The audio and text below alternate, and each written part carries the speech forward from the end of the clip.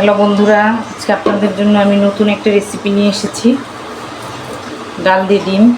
প্রথমে পেঁয়াজ দিয়ে দিচ্ছি। এখন আমি হলুদের গুঁড়া দিয়ে দিচ্ছি 1 চামচ, আর একটু 1.5 চামচ। তারপরে একটু ধনিয়ার গুঁড়া দিয়ে দিচ্ছি 1 চামচ।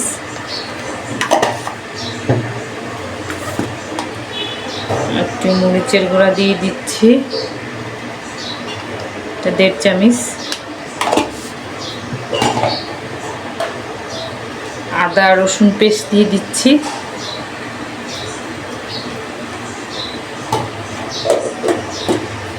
এখন আমি এটা মাখিয়ে নিচ্ছি।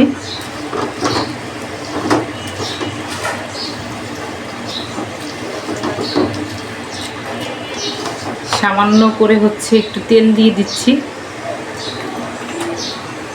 এটা প্রথম স্টেপ, অপেক্ষা করেন, দ্বিতীয় স্টেপ আছে। এখন এটা চুলায় দিয়ে দিলাম।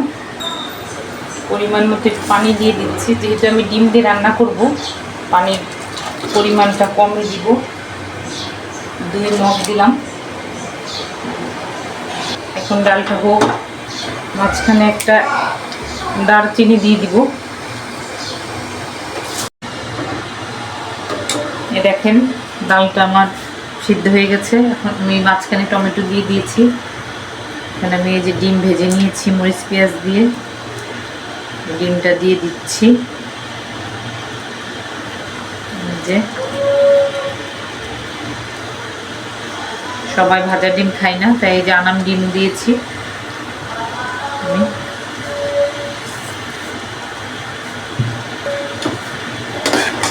দেখেন ডালটা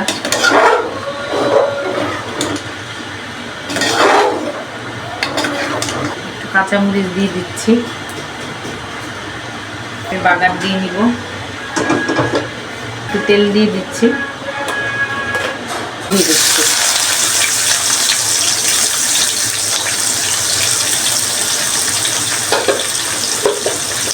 চাইলে বাগারের জন্য শুকনো মরিচও দিতে পারেন, কিন্তু আমি দিব না, কাঁচামরিচ দিয়েছি।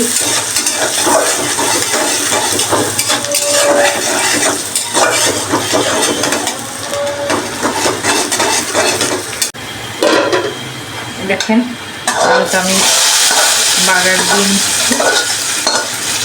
ডালটা রান্না কোনো কঠিন না, ইজি। আমি 3 রকমের ডাল দিয়েছি: বুটের ডাল, মুগের ডাল, আর মুসুরির ডাল। আপনারা অবশ্যই এই 3 রকমের ডাল দিয়ে ডিম দিয়ে রান্না করে খেয়ে দেখবেন।